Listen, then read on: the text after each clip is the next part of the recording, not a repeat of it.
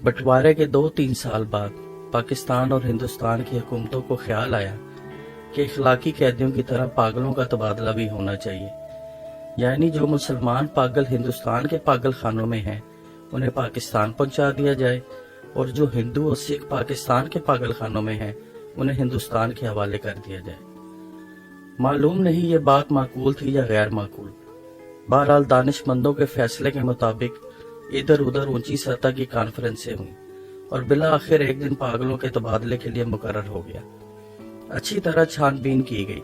वो मुसलमान पागल जिनके लवाकीन हिंदुस्तान में ही थे वहीं रहने दे दिए गए थे, जो बाकी थे उनको सरहद पर रवाना कर दिया गया। यहाँ पाकिस्तान में चूंकि करीब करीब तमाम हिंदू सिख जा चुके थे, इसलिए किसी को रखने रखाने का सवाल ही पैदा न हुआ। जितने हिंदू सिख पागल थे सब के सब पुलिस की हिफाजत में बोर्ड पर पहुंचा दिए गए। उधर का मालूम नहीं, लेकिन इधर लाहौर के पागल खानों में जब इस तबादले की खबर पहुंची तो बड़ी दिलचस्प शहमगोइयां शुरू होने लगी। एक मुसलमान पागल जो 12 बरस से हर रोज बाकायदगी के साथ जमींदार पढ़ता था, उससे जब उसके एक दोस्त ने पूछा, मौलवी साहब ये पाकिस्तान क्या होता है, तो उसने बड़े गौर व फिक्र के बाद जवाब दिया, हिंदुस्तान में एक ऐसी जगह है जहां उस तरह बनते हैं। ये जवाब सुनकर उसका दोस्त मुतमईन हो गया।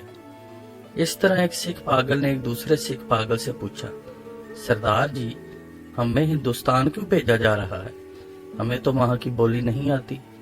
दूसरा मुस्कुराया, मुझे तो हिंदुस्तानों की बोली आती है, हिंदुस्तानी बड़े शैतानी आकड़ आकड़ फिरते हैं।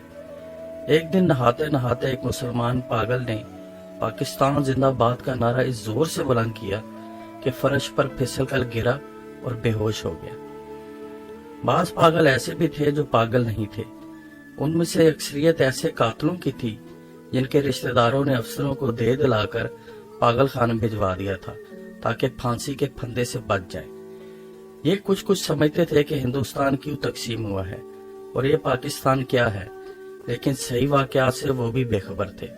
अखबारों से कुछ पता नहीं चलता था और पहरादार सिपाही अनपढ़ और जाहिल थे। उनकी गुफ्तगू से भी कोई नतीजा बरामद नहीं कर सकते थे। उनको सिर्फ इतना मालूम था कि एक आदमी मोहम्मद अली जना है जिसको कायदे आजम कहते हैं। उसने मुसलमानों के लिए एक अलहदा मुल्क बनाया है जिसका नाम पाकिस्तान है। ये कहाँ है, इसका महल्ले वकू क्या है, इसके मुतालिक वो कुछ नहीं जानते थे। यही वजह है कि पागल खाने में वो सब पागल जिनका दिमाग पूरी तरह माफ नहीं हुआ था इस मखमसे में गिरफ्तार थे कि पाकिस्तान में है या हिंदुस्तान में। अगर हिंदुस्तान में है तो पाकिस्तान कहाँ है। एक पागल तो पाकिस्तान और हिंदुस्तान और पाकिस्तान के चक्कर में कुछ ऐसा गिरफ्तार हुआ कि और ज्यादा पागल हो गया। झाड़ू देते देते एक दिन दरख्त पर चढ़ गया और टहने पर बैठकर 2 घंटे मुसलसल तकरीर करता रहा जो पाकिस्तान और हिंदुस्तान के नाजुक मसले पर थी। सिपाहियों ने उसे नीचे उतरने को कहा तो वो और ऊपर चढ़ गया। डराया धमकाया गया तो उसने कहा, मैं हिंदुस्तान में रहना चाहता हूँ ना पाकिस्तान में, मैं इस दरख्त पर ही रहूंगा। बड़ी मुश्किलों के बाद जब उसका दौरा सर्द पड़ा तो वो नीचे उतरा और अपने हिंदू सिख दोस्तों से गले मिलकर रोने लगा।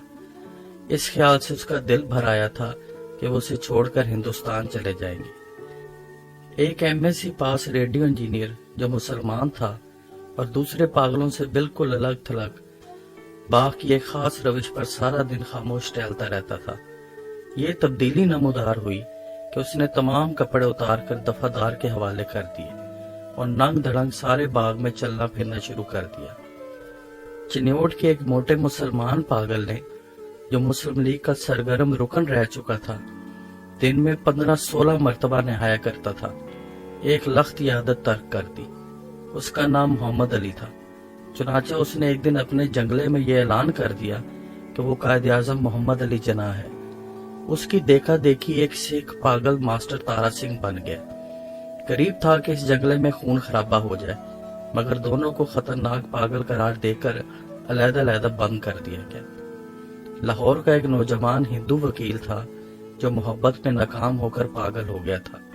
जब उसने सुना कि अमृतसर हिंदुस्तान में चला गया है तो उसे बहुत दुख हुआ।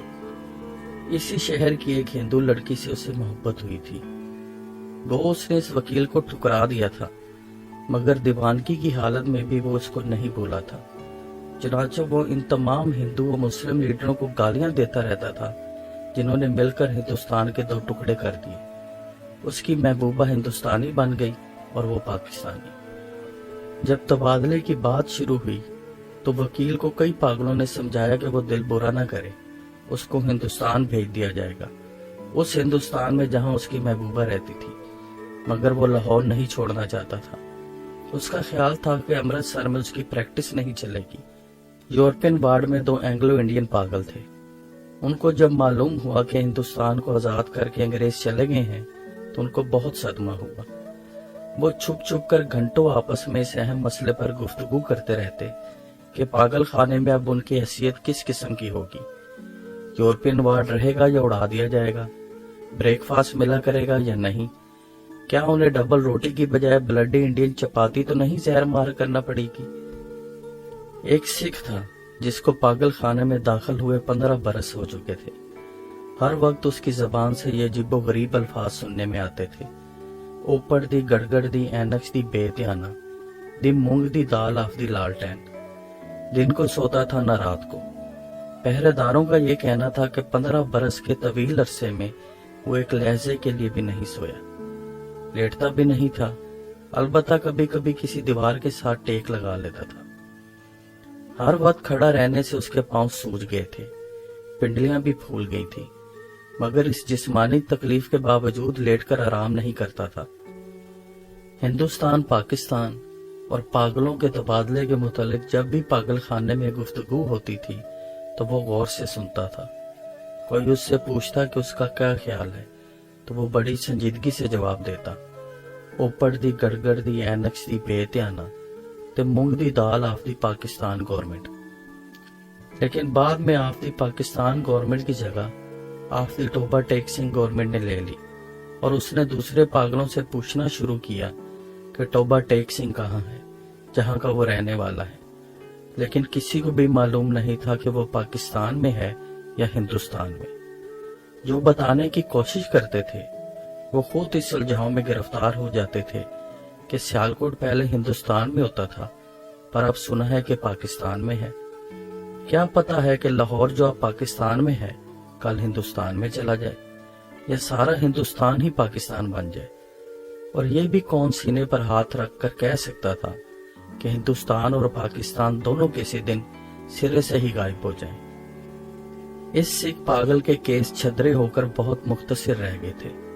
चूंकि बहुत कम नहाता था इसलिए दाढ़ी और सर के बाल आपस में जम गए थे, जिसके बायस उसकी शक्ल बड़ी भयानक हो गई थी। मगर आदमी बेजरर था। 15-16 बरसों में उसने कभी किसी से झगड़ा फसाद नहीं किया था। पागल खाने के जो पुराने मुलाजिम थे वो उसके मुतालिक इतना जानते थे कि टोबा टेक सिंह में उसकी कई जमीनें थी। अच्छा खाता पीता जमींदार था कि अचानक दिमाग उलट गया।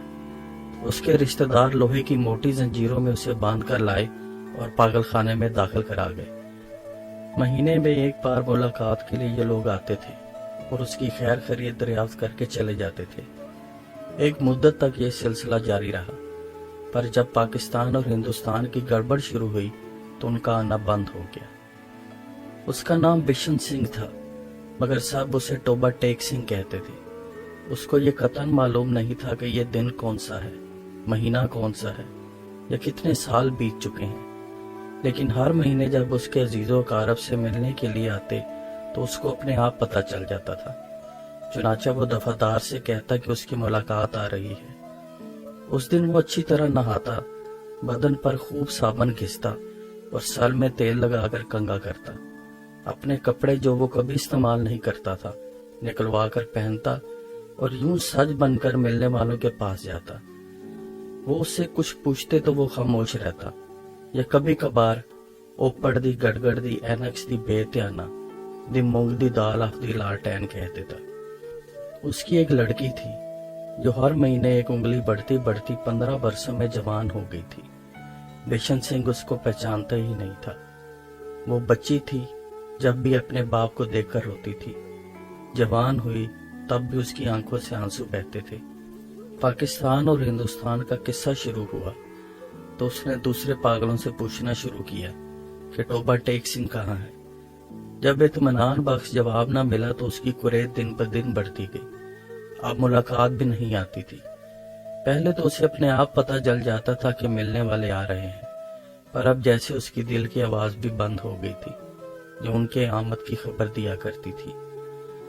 उसकी बड़ी ख्वाहिश थी कि वो लोग आए जो उसे हमदर्दी का इजहार करते थे और उसके लिए फल, मिठाई और कपड़े लाते थे।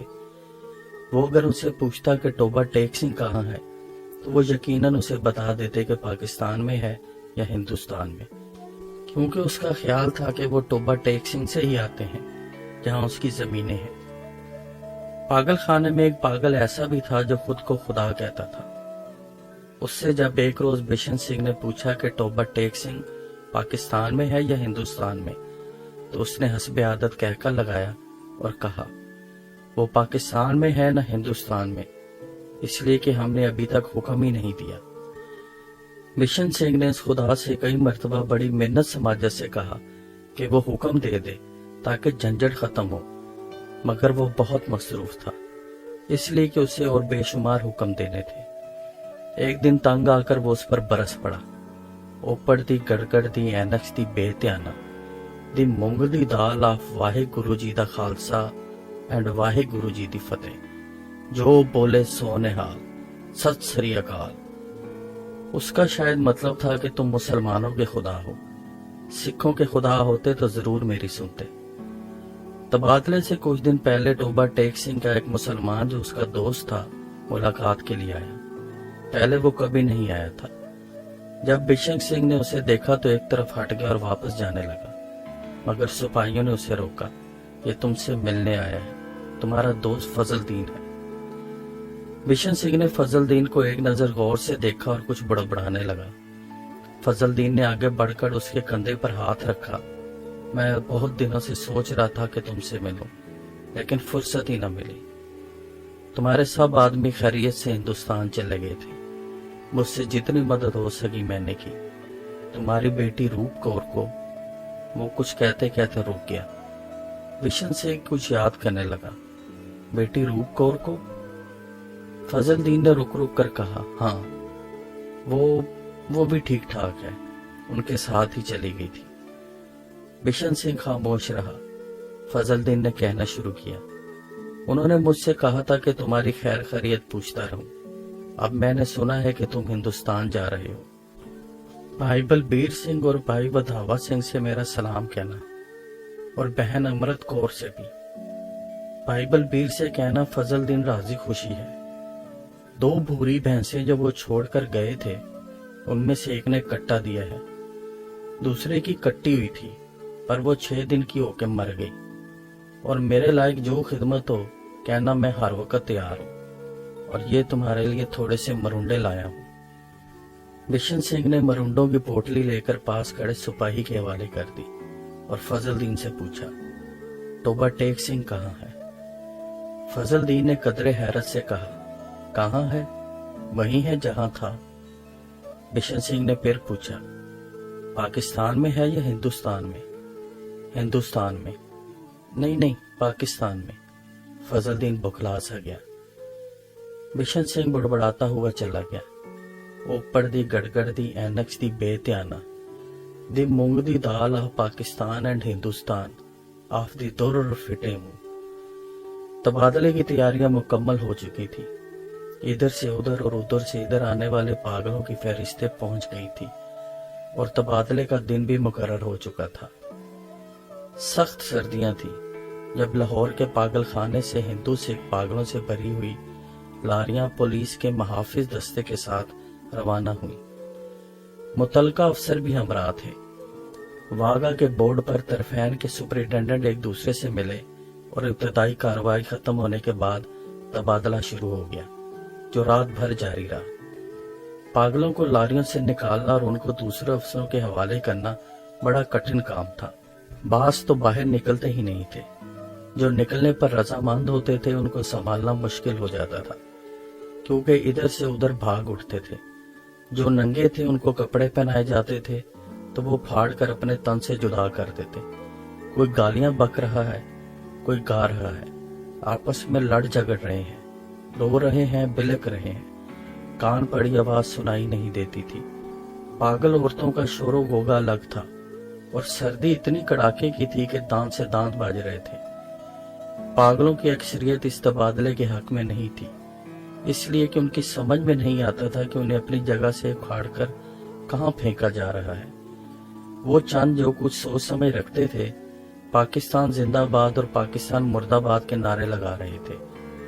2-3 मर्तबा फसाद होते होते बचा, क्योंकि बाद मुसलमानों और सिखों को ये नारे सुनकर तैश आ गया था। जब बिशन सिंह की बारी आई और वाघा के उस पार मुतलका अफसर उसका नाम रजिस्टर में दर्ज करने लगा, तो उसने पूछा, तोबा टेक सिंह कहाँ है, पाकिस्तान में है या हिंदुस्तान में? मुतलका अफसर हंस पड़ा, पाकिस्तान में। ये सुनकर बिशन सिंह उछल कर एक तरफ हटा और दौड़कर अपने बाकी मांदा साथियों के पास पहुंच गया। पाकिस्तानी सिपाहियों ने उसे पकड़ लिया और दूसरी तरफ लेकर जाने लगे, मगर उसने चलने से इनकार कर दिया। तोबा टेक सिंह यहाँ है, और जोर जोर से चलाने लगा। ऊपर दी गड़गड़ दी ऐनक दी बेध्याना ते मूंग दी दाल ऑफ टोबा टेक सिंह एंड पाकिस्तान। उसे बहुत समझाया गया कि देखो, अब टोबा टेक सिंह हिंदुस्तान में चला गया है, अगर नहीं गया तो उसे फौरन वहां भेज दिया जाएगा, मगर वो ना माना। जब उसको जबरदस्ती दूसरी तरफ ले जाने की कोशिश की गई, तो वो दरमियान में एक जगह उस अंदाज में अपनी सूजी हुई टांगों पर खड़ा हो गया जैसे अब उसे कोई ताकत वहां से नहीं हिला सकेगी। आदमी चूंकि बेजरर था, इसलिए उसे मजीद जबरदस्ती ना की गई, उसको वहीं खड़ा रहने दिया गया और तबादले का बाकी काम होता रहा। सूरज निकलने से पहले साकित और सामित बिशन सिंह के हल्क से एक फलक शगाफ चीख निकली। इधर उधर से कई अफसर दौड़े आए और देखा कि जो आदमी 15 बरस तक दिन रात अपनी टांगों पर खड़ा था, ऊंधे मुंह लेटा है। उधर खारदार तारों के पीछे हिंदुस्तान था, इधर वैसे ही तारों के पीछे पाकिस्तान। दरमियान में जमीन के उस टुकड़े पर जिसका कोई नाम नहीं था, तोबा टेक सिंह पड़ा था।